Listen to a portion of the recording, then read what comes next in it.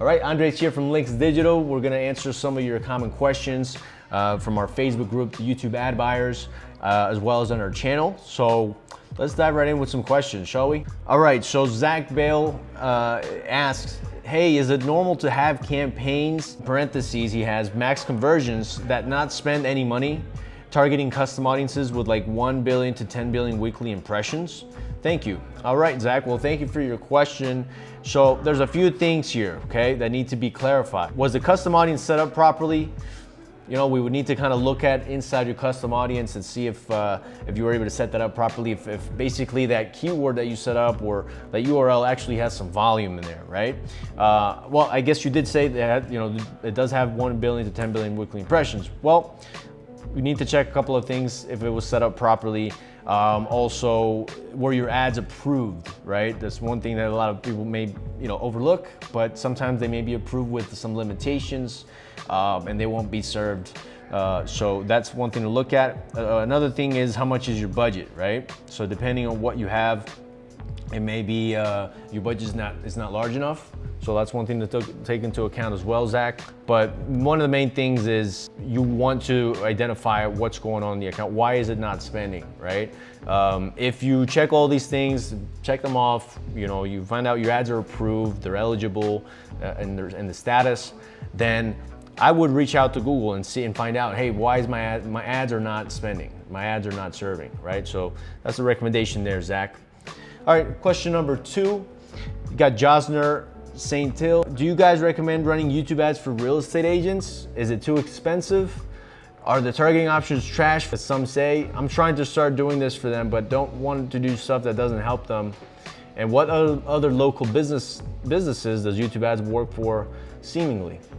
All right, so you have a few questions here from Josner. In regards to YouTube ads for real estate agents, I personally haven't had the pleasure of doing that, so I wouldn't know. It would be an ideal, you know, I think in real estate in general, there's definitely some restrictions that you want to take into account.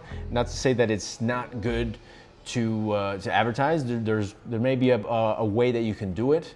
If there's anybody here, you know, you can leave in the comments if you have experience with real estate. I personally don't have experience with real estate agents specifically. There's some in the real estate niche that we have done. You know, we do have clients in the real estate. They offer courses on how to do real estate and things like that. Those work well on YouTube, despite the targeting options. But for real estate agents, I can't comment on that. Is it too expensive? It can be. It just depends on your budget, your tolerance. It can be, okay?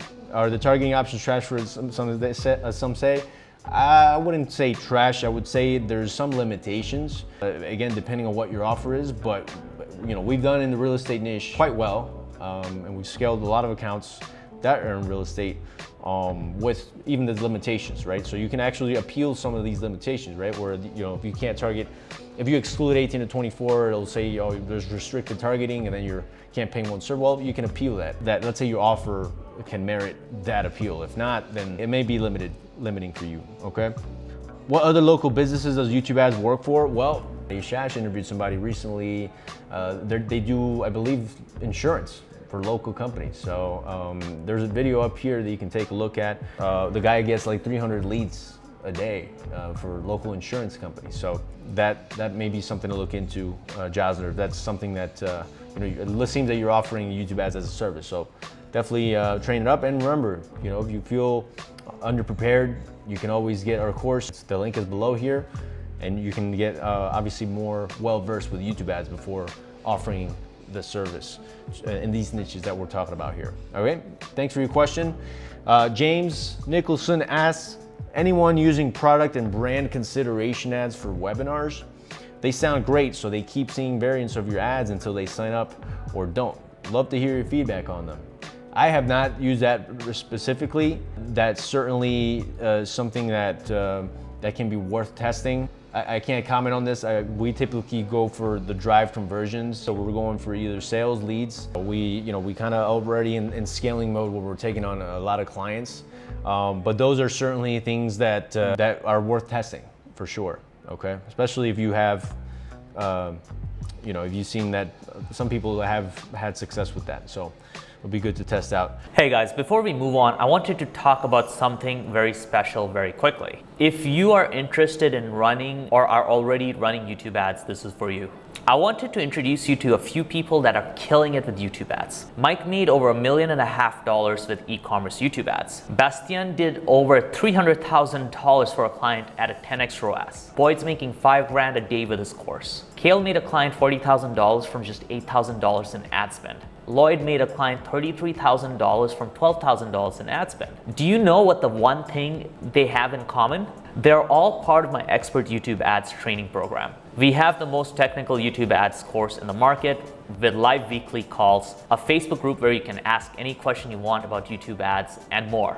And some of the best students spending thousands or even $10,000 a day on YouTube advertising. So there's a link below in the description to go book a demo call. Go and book a call to get a preview of the course and see if it's a fit for you and if it can help you get your YouTube ads to $5,000 a day or more. Now let's get back to the rest of this video. We have another question here from Karan Parwani. Which targeting option you can always rely to try for any niche every single time? P.S. is a new account / brand trying to advertise on YouTube. I would say, depending on the offer and how much volume there is in terms of the searches and search terms, I would go with keyword campaigns. You can always rely on keyword campaigns or custom intent. Those are, let's say, the lower hanging fruit in terms of your cold audiences to try and get traction right from the beginning and feed the algo that you're looking to get people that are buy intent or search intent on those terms. We have Jasmine Rowe. She says, hi guys, need some insights on repeat rate and conversion actions. I have created some conversion actions, but I do not really understand why I see such high repeat rate in conversion actions like order conversion page. Thank you for your answers. Okay, so very important here. So depending on if you have created multiple tags, okay, inside a specific page, then you might have those repeat conversions showing up, and that can be affecting your account there, okay, and your reliability on those conversions. So you want to be careful and ensure that the tags are only placed on those specific pages and offers you want to optimize for, okay, that you want to optimize the conversions for. Order conversion page, right, if you have specific tags there added, right, so people, it might be double counting. So if you have Google Tag Manager or if you have that on Google Analytics, there's certain things that can cause that to repeat. So you want to be careful and ensure you iron those out. Brandon Christie asks, what would cause a YouTube custom audience to not run? It's got a giant audience. Tried upping the daily / CPV and nothing, okay? Brandon, it looks like you're doing max CPV or maybe target CPM. I don't know which bidding strategy you're using, but I would try max conversions if you haven't done that, or target CPA, Brandon. You know, if you have an audience there that may not be running, this is very similar to one of the other questions.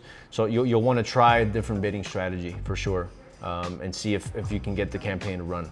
Ann Pay asks, for anyone using Hyros, are you guys having trouble with pushing offline conversions back into G-ads? For example, Hyros shows a sale, but the offline conversion is not pushed back into the UI. Therefore, I don't know which demographic keyword purchased. All right, so this is a very, very good question here. We haven't had a lot of issues with it. You want to ensure that Hyros does have the offline conversions enabled inside the setting. One thing that you can look at is also the Hyros Chrome extension that you can enable to view the Hyros' dashboard inside the Google Ads campaign, and you'll be able to see, you know, your leads or sales there. Typically, it will not attribute on the demographic keyword level. It would actually show up on the ad level or the campaign level, just an FYI, right? So that's what you need to have on your columns, your ad ID enabled, right? Your ad ID inside the column and as well as your campaign ID, okay? So that may be one of the reasons why it's not displaying, okay? So look into those three things. Enable offline conversions inside Hyros, make sure the integration is proper, and as well as inside your custom columns, set up campaign ID and ad ID. Oh, and as well, very important, the last one is make sure that you do have the parameter, the custom parameter that you would add to the ad group level or the campaign level for Hyros. So that way that can pull the data. Make sure that your tracking template has that, okay? So hope that answers your question there. Okay, we got the last one here by Lorik. I want to start a YouTube video lead campaign in Stream Ad. How should I target for it? With keywords only, audience, affinity, topics, or placements only? What's better? Lorik, great question. We've answered this many times. It really depends on how your offer is set up, you know, what type of offer you have. But I would certainly look into the data that you already have. Let's say if this is a brand new offer, then you may not have data. I would go with keyword campaigns that we've mentioned, keyword, custom intent. So, you know, try the different types of targeting options, the contextual targeting options, and behavior and keyword, okay? So try some of these. You know, some of the in-market, if obviously the offer is relevant, try in-market. At the beginning, it may not be your go-to because you want to get some traction. So I would go with the keyword and custom intent. Look at your competitors, look at those URLs, and create custom intent audiences based on the URLs. Come up with a list of keywords of people, you know, that are visiting a similar product, and create some custom intent audiences. We actually have a video on this, custom affinity versus custom intent. You can take a look at up there and get some ideas, okay? So hopefully that answered your questions. And to everybody that asked, thank you for asking, thank you for being involved and staying active in our YouTube ad buyers group. If you haven't joined yet and you're watching this video, there's a link below where you could actually click and join, ask to join our Facebook groups. That's pretty much it, guys. We just answered quite a few questions. Thank you all for participating. And if you have any questions, just drop in the comments below as well. Thank you for watching this video. Don't forget to like, hit subscribe, and we'll see you on the next one.